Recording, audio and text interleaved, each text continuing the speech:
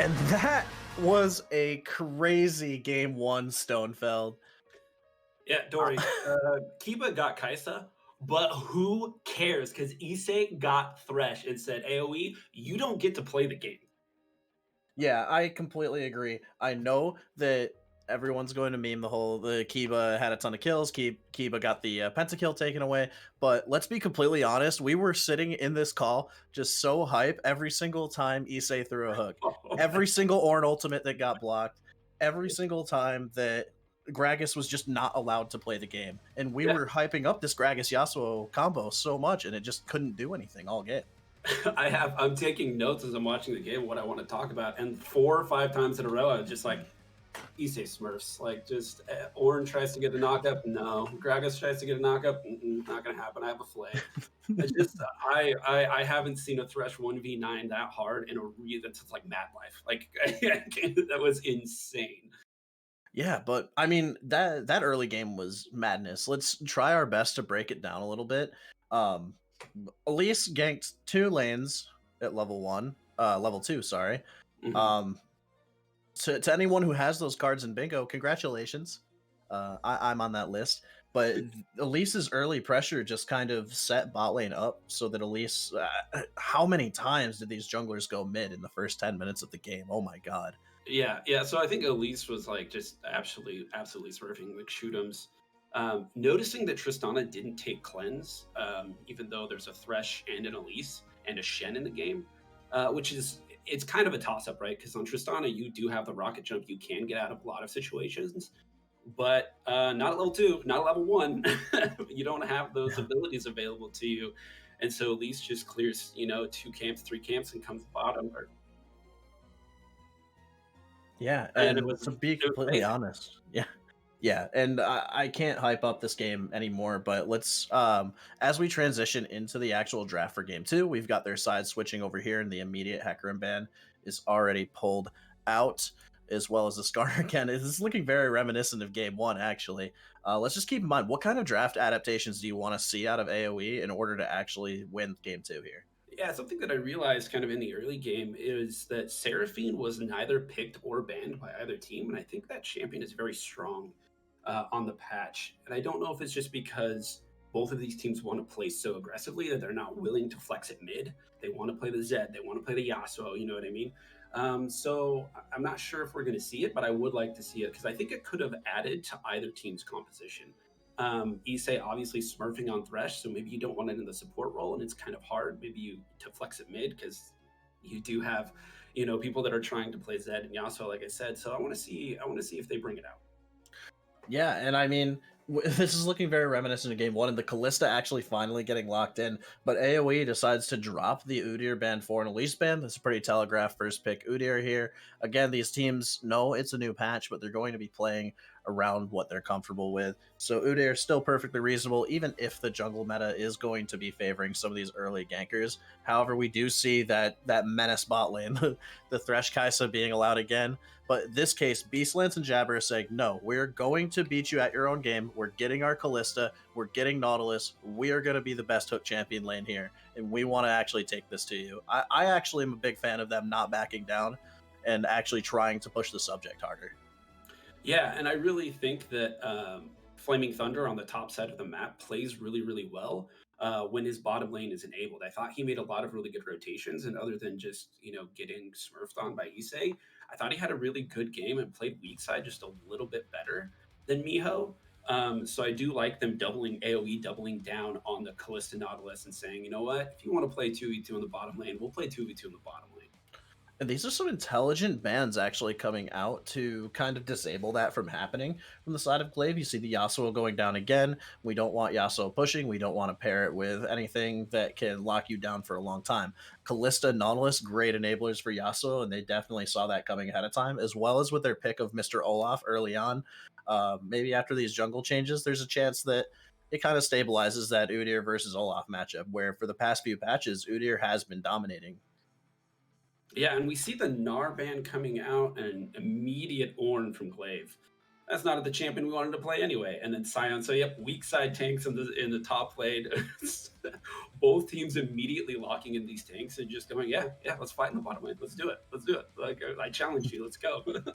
Yeah, unfortunately, we are going to see that stale match up top yet again, and we are going to see AOE being forced to blind pick their mid laner here. Glaive just says, "No, we're giving two to Max the advantage again." And honestly, I don't even think I thought it was less either of the mid laners had the biggest impact on the match, and it was more that just it was back and forth and explosive.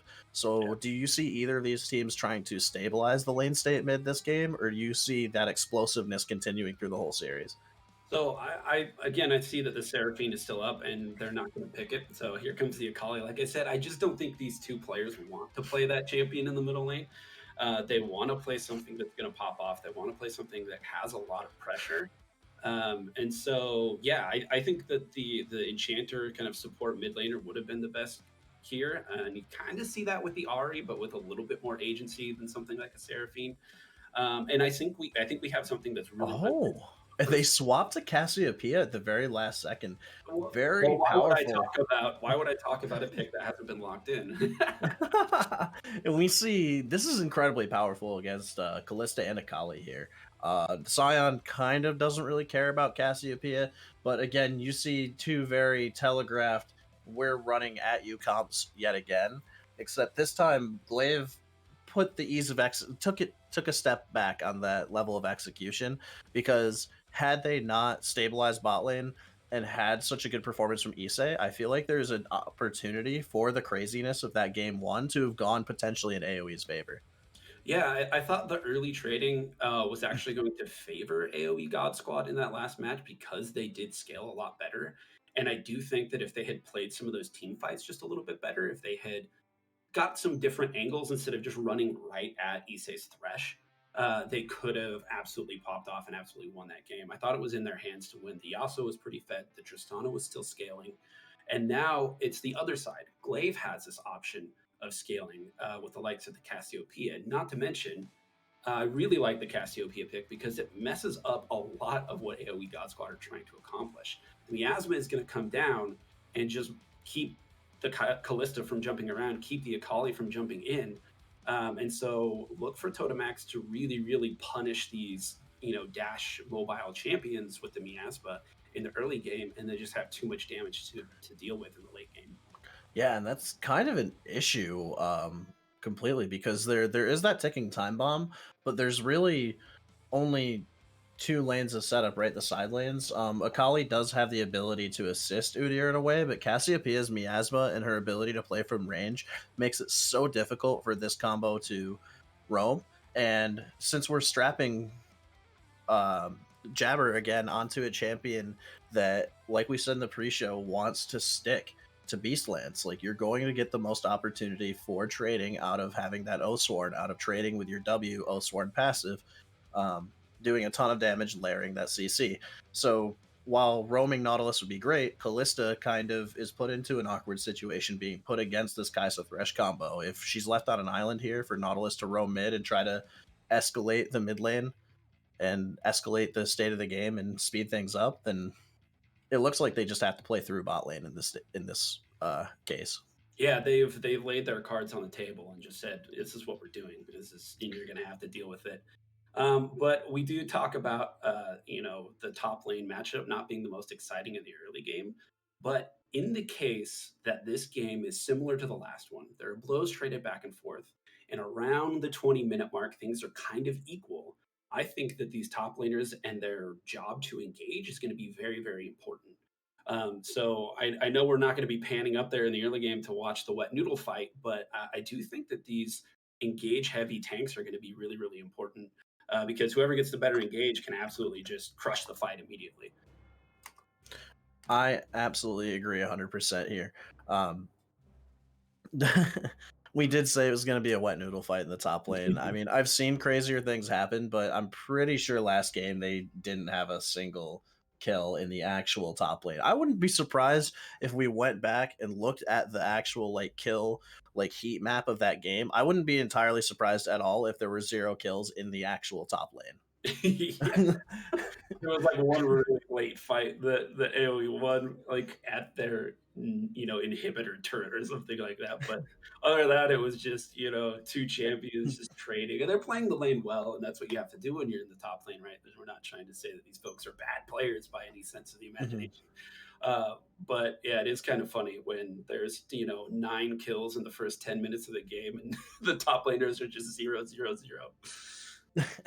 That is absolutely right. And I mean, oh, we haven't gotten to talk about it a whole lot, but we did see Akali buffs last patch. I I'm not actually 100% certain on the state of that matchup for Akali, but I feel like Cassiopeia doesn't necessarily have too bad of a time.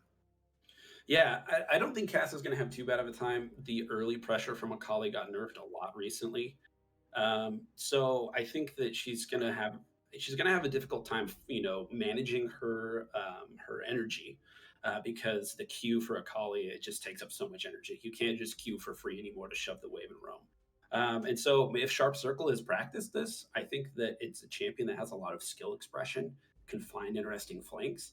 But Cassio, honestly, just yeah, it's should be kind of free if we're seeing McShootums play around that mid lane as much as he was last game. Yeah, and we're gonna have to find out. But before I send us off to a break before the game, give us one hard prediction. You don't have to tell us why. Who are you picking for game two here?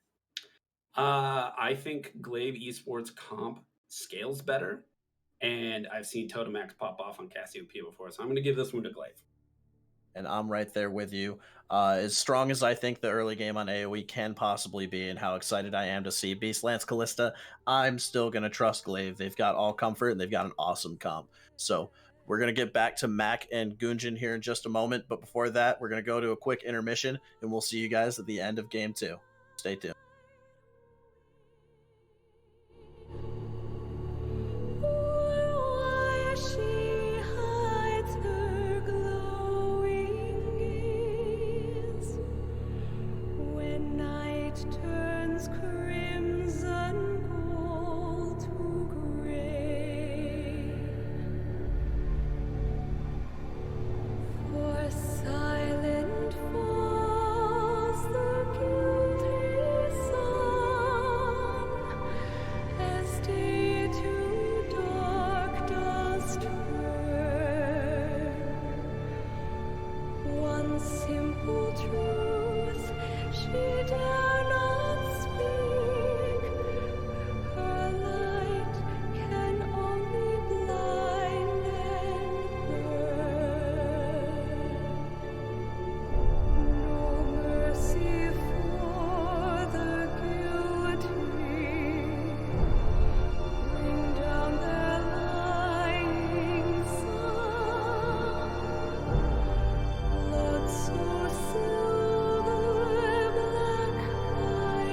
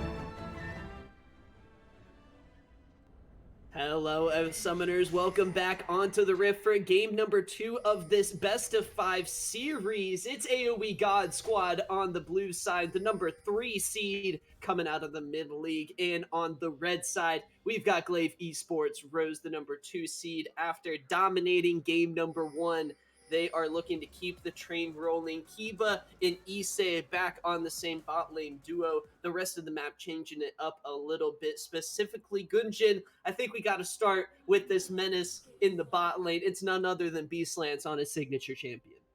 Beastlance on Callista, a match made in heaven. This guy has 1,000,000 mastery points.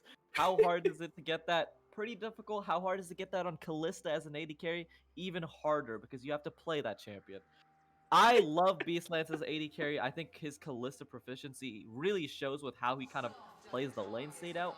I do think he will struggle this game because, again, Issei was having a field day last game interrupting people, and Callista, as much as I love that champ, does struggle whenever there's champs like Ornn, Cassiopeia, an Olaf running at you with axes, and then also Issei pretty much just Chris Kyling you with these hooks. So it is scary, it's terrifying, but I think if there's any person that can do it, it is going to be Beastlance, and I'm excited that we're kind of getting a little bit of normalcy, because I think game number 1 was a little bit hyper. You know, we couldn't really talk about a lot of our points as we just kept seeing 4-mans and 3-mans mid, but a little bit more down to earth as we see the spectate client going back to this Ornn versus Side matchup. What a matchup, Smack. I'm excited. We really don't want to check out the pool in the top lane. We get it. They're going to be hitting each other around with the grasp pool noodles, but that's pretty much all of the action that's going to be going on between Miho and Flaming Thunder. There's a little bit of trade. Miho got to avoid those Scion keys coming through. Already, though, this is the bot lane prowess that we've kind of come to expect from Kiba and Issei. They're able to get the level 2 first, and that's going to be a whole heck of a lot of pressure onto Beastlance and Jabber. Yeah, and with Beastlance and Jabber having to leash Scout on that red buff, and McShoot's just doing red buff by himself on the top side, it just let Kiba and Issei get that ball lane advantage, and then just able to chunk out Beastlance and Jabber. They're going for it. Jabber does land the hook in the death sentence from Issei in response. The Flay as well. The Ignite burning. Kiba's going to flash. Fort burst blood, but the pool is going to get interrupted. There's a deer in the middle of everything. Miho trying to find the kill onto Flaming Thunder. Doesn't burn his flash. Scout going to be able to finish off the Ornn. Yeah, Miho ends up falling there. Oh my god, great. Good.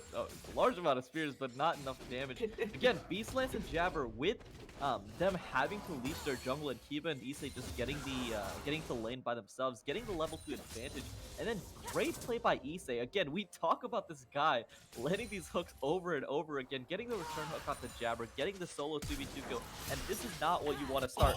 Woo. He's feeling himself. He is feeling himself in game number 2 right now. Flashes traded. Beastlance and Issei are going to have to wait approximately another 5 minutes before those are available. Potentially an opportunity for McShootums to now hop into the bot lane and look for a potential gank, or Issei to just line up another easy hook, possibly without that flash. Could look for a pick. We see already, though, Gunjin, McShootums heading into the bot lane. He enjoys himself. Thought he was going to go into the alcove, not just yet. He's sitting in this bush, but it's a teleport in response. Sharp Circle ready and waiting for the return plays coming in. Kiba, the one in front, but it's going to be a flash. 5-point strike right into the back of Issei. That's going to be a return kill coming through. AOE God Squad with the response.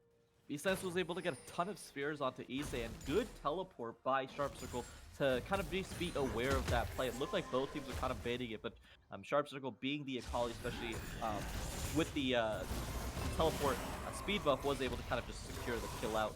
Again, the top lane matchup is going to bait us, but overall, kind of the lane state of the game right now, that's going to be my big fear. With Beastlance and Jabber not having the flashes at the moment, Olaf's going to be running down bot lane on cooldown at this point, and you do not want to get Kiba in lead. We saw what happens in game number 1 when this guy gets the lead on the Kaisen. He's just able to take over game, make it so that the mid lane.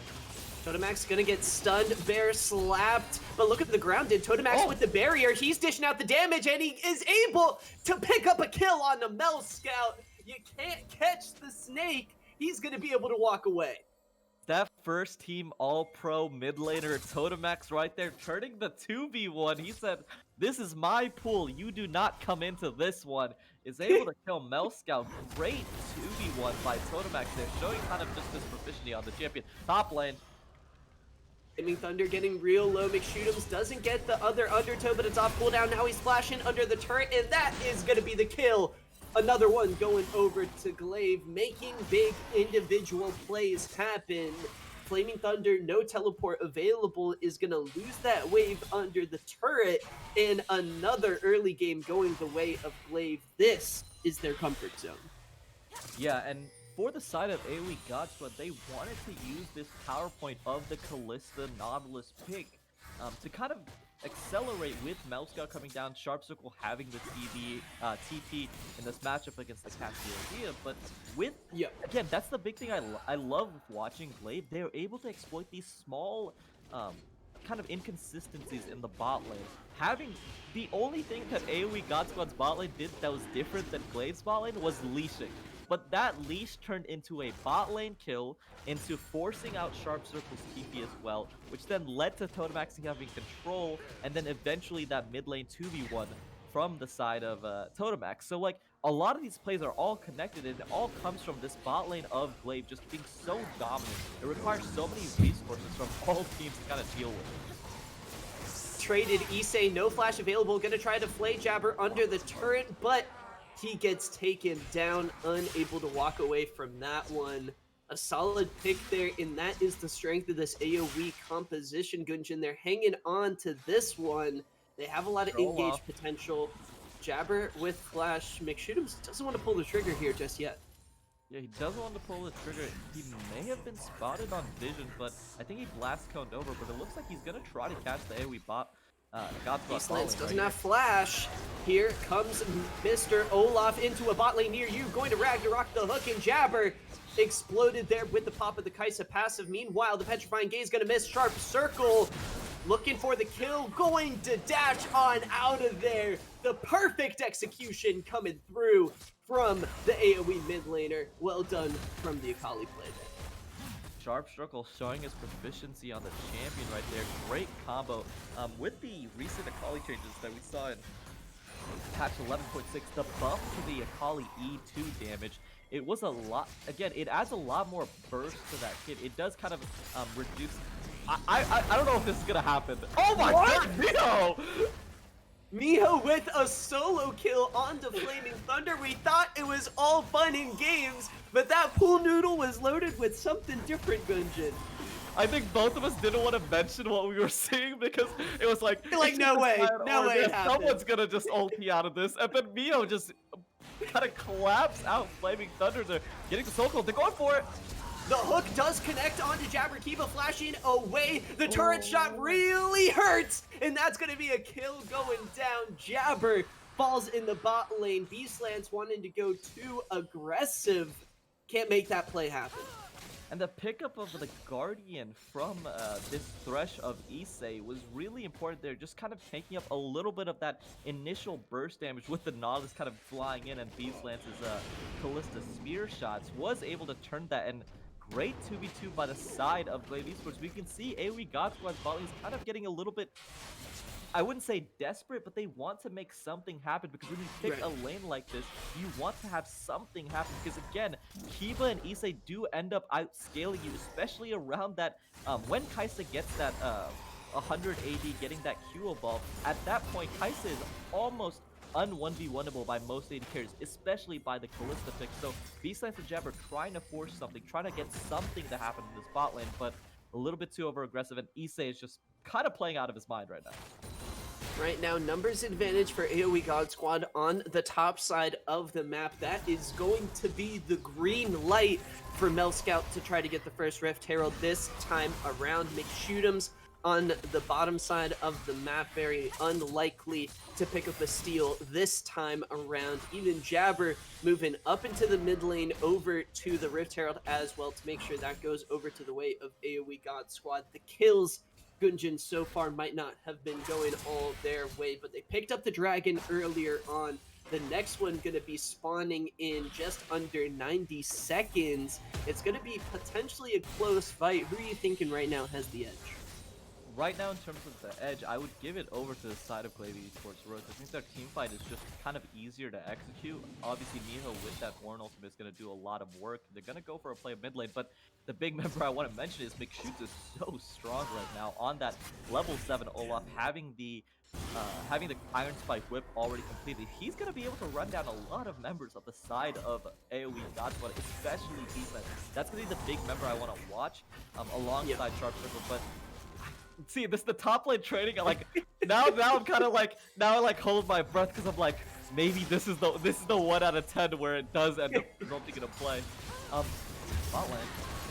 Say gonna get hooked to the ultimates coming through. Jabber looking to try to take down the Thresh, but you gotta worry about the Kiba. That's gonna be the Fate's call to try to get away. Meanwhile, McShoot'em's caught out, is gonna potentially be stuck in a 1v3 situation, is able to flash away, and now here come the Undertows. It's mid lane priority for Glaive though. Totemac's gonna miss the Petrifying Gaze, but it's still hurting a lot to Melska. He's gonna try to run away, but the damage coming through. Kiba dishing it all out. Sharp Circle gonna try to turn this one around, but the coin is flipping. Glaive shut down over to Sharp Circle, isn't going to be able to stop the hype train. The whip from Issei, that's going to be a 4-for-1 over to the red side. Glaive coming up big. And that's a catastrophe for the side of AOE Gods, but they try to turn the play onto McShoots, but at that point, Totemax had mid lane control over Sharp Circle with the control mage matchup into the Akali, was already pushing her in. He's able to roam first, and he makes the play happen. I believe it was a 4-for-0 for the side of Glaive eSports Rose. They're going to be able to pick up the Infernal Drake as well. They're going to be able to crash that entire minion wave of gold and XP that Beastlance is not going to be able to get. And you said the coin's flipping Glaive. It feels like a lot of things are flipping Glaive, and Miho was able to make kind of like his presence in the team fight while Flaming Thunder was never able to get in, and now the snowball it's starting to roll. Kiba is sitting on a lot of gold here. He's going to be able to pick up the 100 AD mark for Kaisa, and now this bot lane is going from bad to worse. Once again, no. Glaive post early game, it feels like right around the 2nd or 3rd dragon mark, they start grouping up with Kiba and Issei, joining up with McShoot'ems, trying to look for deep vision, trying to look for picks in the jungle, especially on this Thresh pick. We look already at the mini-map, looking around the Raptors camp, 3-4 wards placed down by Glaive to try to cover that territory. And you look, Gunjin, AOE God Squad, no vision past the river. This has been Glaive in the driver's seat so far, playing their game with the tempo they want. Tempo they want, and that's my biggest problem when it comes to AOE God Squad sometimes, that they do have a very rigid style of how they want to play out most games and kind of be top lane. Flaming Thunder, it looked like he got interrupted on the Ornn pillar. A really weird bug, I think. Yeah, but McShoot'em still going to be able to take the fight. Call the Forge God coming through. Gunjin is going to find two, but Sharp Circle still taking the dash. That's going to be able to take down McShoot'ems. Meanwhile, yet another hook. God. Different minute, same story. Kiba and Issei finding a kill in bot. It is just a bot differential at this point. What a great hook by Issei. Jabber had no chance of even rocking any sort of God, my brain is, what is the keystone that he has? Tanky keystone. Gives you CC. Guardian? No, the other one. Aftershock. Aftershock. He wasn't even able to proc Aftershock, but Sharp is looking for a play mid lane. Great Cassiopeia ulti right there. And he turns Sharp it. Circle. Totemax on a killing spree, gives him the thumbs up. Man, the damage from Totemax Snake. I mean, when that stun connects, I think Sharp Circle was in Shroud when that actually landed. So Totemax, that was kind of blind. I think that might have been a little lucky. Hey, it's not luck, it's always skill. Totemax is able to get the 1v1 solo kill mid. Of course. And now everything is just falling apart. Mid lane outer tower, bot lane outer tower. The pressure point that is Kiba at this point. He is sitting on 2,300 gold. It feels like Kaisa's super strong right now, but she is getting even stronger. And she's going to be able to move around this map. And at this point, for the side of AOE God Squad, they need some sort of miracle performance. They need Sharp Circle to have some of these insane fights, because if they don't, it feels like they just get outscaled, they're getting outplayed, and they're getting outmatched. A 6,000 gold lead after the 15-minute mark. Totemax, 2 items completed on the Cassiopeia. Didn't need boots at all, but he is certainly online. The early game has come and gone. Beastlance unable to find an advantage with this Callista pick. Now Kiba on the Kaisa, Kraken Slayer online, Serrated Dirk online. This is what you worry about 21 minutes into the game, and now this is coming online at this point. The third dragon of the game spawning in a little under 90 seconds. Bunjin, AOE God Squad, it's only a Cloud Soul, so they really can't even rely on Dragon Soul stacking as a potential win con. It feels like they have to try to look for Glaive slipping, try to catch them off guard, maybe try to look to play around this top lane, because right now it looks like Glaive aren't giving anything up on the bottom side of the map. Glaive aren't giving anything up in terms of just the scaling. We're talking. Oh my god, Issei. That's going to be an immediate half health gone from Jabber through the Aftershock proc, by the way. Just the solo Acathian Rain, I think it was. After it's upgraded Gunjin, you blink and you might miss some of the kills that Kiba has been picking up. Herald control completely in the favor of Glaive, but right now, Totemax does land the stun, but Beastlance is right here. The Shroud going to be enough. The shutdown from Sharp Circle is going to come through. That is exactly what the God Squad needs. That's exactly what they need, and I was going to comment on it. The reason that Issei is able to set up so many plays like this is just because for the side of Glaive, they do control vision super well, and they make it so that any time that AOE God Squad ever want to walk into any sort of objectives, they're walking blind, and they're walking blind into a threshold. They get chunked, and then they're never able to contest. So the side of AOE God Squad, they always feel disadvantaged because their lanes end up not... they never have a lot of lane control, and then it leads to these situations where they're having to walk blind. But there's going to be a Cloud Dragon fight, not Cloud Soul fight. God Squad might have Only position on 2 this. dragons apiece, no Dragon Soul coming up just yet, but Miho trying to line up the call to Forge God is going to find 3 knockups. McShoot'em's already taken down solo. Miho trying to find a way into this fight. Scout does find the stun onto Kiba, but he flashes away from the Shuriken. Sharp Circle looking for a way into this fight. Beastlance has been taken down. Glaive get exactly what they want. It's a 1-for-1 so far between the 2 teams. Sharp Circle realizes it's time to retreat, time to get out. Flaming Thunder gonna miss the Q onto Totemax, finds the Petrifying Gate, slowing down AOE God Squad, and the damage from Kiba is enough to finish off the tank. The Zombie Scion coming through, gonna be immediately dispatched and annihilated. Glaive 4 strong, looking to get under the turret. Scout not allowed to back in Issei's presence. This is Glaive showing some dominance. Issei does fall, but it's 2 kills going over to Kiba so far. Can he make it a third? Sharp Circle getting real low, burning from the Immolate. Does manage to walk away from the fight. Glaive in total get 4 for only the price of 1, Gunjin. Actually 2. It was buy 2, get 1 free deal. Buy 2, get 1 free. Glaive kind of pick up the house's ransom right there, taking control of that team fight, as well as that bot lane inner tower. And that's the thing I was going to mention. Totemax overstepping. The play started with Totemax overstepping in that bot lane. And that's what you love and kind of dislike about Glaive, is that they play so aggressively because they always feel like they can win these outplays. They can win like the 1v1 kind of like minute plays. Totemax oversteps, dies. But and the ensuing play after the Dragon team fight, nobody on Glaive thought about backing off. Every single person was like, I'm going.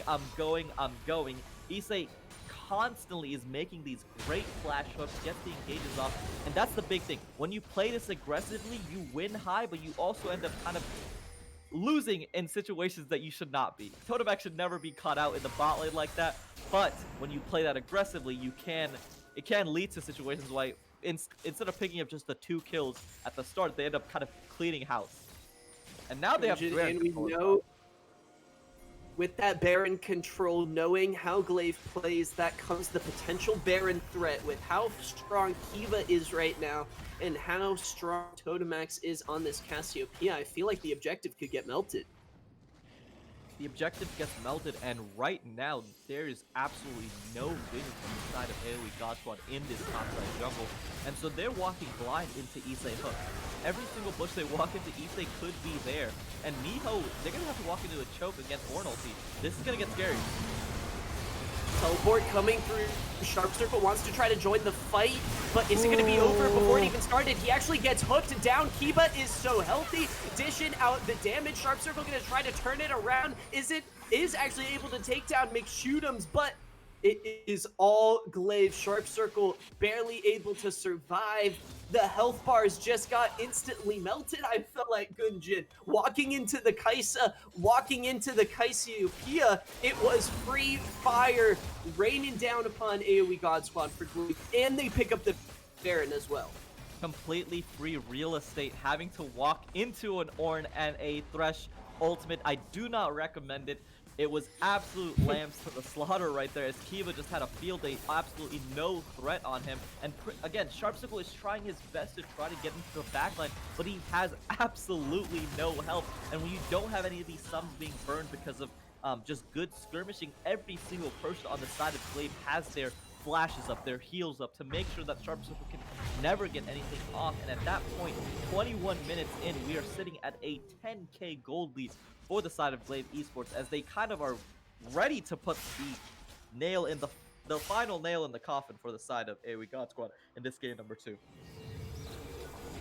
Pick up the inhibitor just yet. Totemax able to recall safely 3 items on the Cassiopeia, 3 items on Kiba as well. Glaive eSports rose coming up absolutely massive in these first 2 matches of the best of 5 series. Game number 1 following a similar story, but game number 1 is even more back and forth. It feels like here in game number 2, this is more of a stomp from Glaive. They're playing just all foot on the gas pedal, and AOE unable to find an answer. It's yet another hook coming through. Jabber going to be able to take the dredge line out, not going to be interrupted by the flay on this day. Not being interrupted, but the control of that entire bot side jungle is just so Glaive focused that they have to walk to kind of get any sort of vision. Issei is right there for the hook, and Jabber's dead. Oh. Jabber has to be careful, gonna get knocked up here. Wow. Eva goes godlike. Eva is godlike, and now they're just kind of putting the final touches in this game number 2. I do want to talk about the thing you mentioned. Game number 1 was a lot more back and forth because it felt like Glaive was kind of opting into that. Let's scrap mid, let's go for it. But again, they always have the back pocket kind of win condition that is give Kiba 15 minutes and he'll try to carry us through these team fights. They're going for it. They are looking for the engage here. Gunjin, I think Ryan actually, it's going so slow right now. I think I'm too far behind it at this point. Kiba is legendary. He's diving into the backline, gets the double kill. Sion is dead. They're diving Nexus turrets at this point. Great flash by Beastless to try to turn something in this team fight, but it is for naught, as Totemax is still alive. Totemax is still healthy, and he's execute. Sharp Circle gets the execute onto Miho, but it does not matter. Totemax is full health. They have the minion wave. They have the Baron. And at 23 minutes, it feels like it is all Glaive all day, as they are trying to end game number 2 with a 13k gold lead. Glaive eSports Rose picked up the dominant game number 2 win over AOE God Squad, and at 24 minutes in, they're gonna look for the end, but AOE God Squad's not letting them. They might have over-aggressed. This is what you love and hate about Glaive. They are aggressive to a fault, and they're not gonna be able to end today, as they have to lick their wounds and just lick the 13k gold lead they have at the moment. As we have Mac doing kind of try to get Rhea. The timelines have to be fixed right now. Don't worry, Mac. This I got may you. be a little this may be a little Doctor Strange situation, trying to find the right timeline for the Avengers to win. I'm trying to come up with the timeline to get me back in the game. It's looking a little rough right now. I did see Totemax landing an absolutely massive petrifying gaze at the start of that fight, as Gunjin may have found the right timeline already. Let's see if I can get in here. Okay, 25 minutes into this one, 25, 9 seconds. Mac is back. Miho Back. gonna be forced to face off against Sharp Circle. Sharp Circle able to back off, but he's actually gonna try to turn right back into this one. Look at the numbers advantage. Mac gonna be here first to this fight. Sharp Circle, he's trying his best to dance around, gonna avoid the knockup from Miho. Meanwhile, look at me shoot him stuck between so many members. Another hook lands from Issei, Flaming Thunder. The tank is finally going to be able to walk away from this one. Kiba is away from the fight, trying to find the right killer instinct into this one. The snipe's going to miss. Max handling this one on his own. Defense gets taken down. Finally, the Kaisa has joined the party, and Glaive eSports absolutely wipe house. Miho even going to be able to walk away. He's coming for the end as well. Mom, look at the camera. The entire Glaive eSports squad going to be able to finish off the Nexus after a clean ace. 14,000 gold ahead. They find the fight they were looking for, and they're going to start off this series up 2-0. Up 2-0 and a dominant 2-0 as well. Again, game one was back and forth, but game number two, it was just pedal to the metal all day after the control that we saw that this bot lane has. Again, Kiba and Issei getting the 2v2 solo kills, drawing pressure down there just leads to McShoots being able to take control of all around the map, getting even though we saw the Ord Scion 1v1 go down when the orange starts killing the Scion in the 1v1, you know it's going to be a bad day. But what a great game by the side of Glaive Esports Rose. It felt like every single member is performing at tip-top state. But the member I do want to point out for game number two is going to be Issei. He had such a great game number one on that Thresh pick, making those clutch hooks. And in game number two, he's doing everything. He's making the roams happen. He's getting the hooks over and over and over again. And it felt like Jabber just had a bright red target on his back for that Thresh hook. And there was just nothing they could do. Again, you pick this Kalista Nautilus bot lane. You want to have that lane dominance. You want to get ahead early and control the dragons. But it can't be done when you have Issei just kind of lane diffing you by himself. And that chat copy pasta is ringing true right now. Issei is the man that is giving Kiba this gold lead, and he's just running away with it. And I don't know what else to say besides what a great game from Glaive Esports Rose.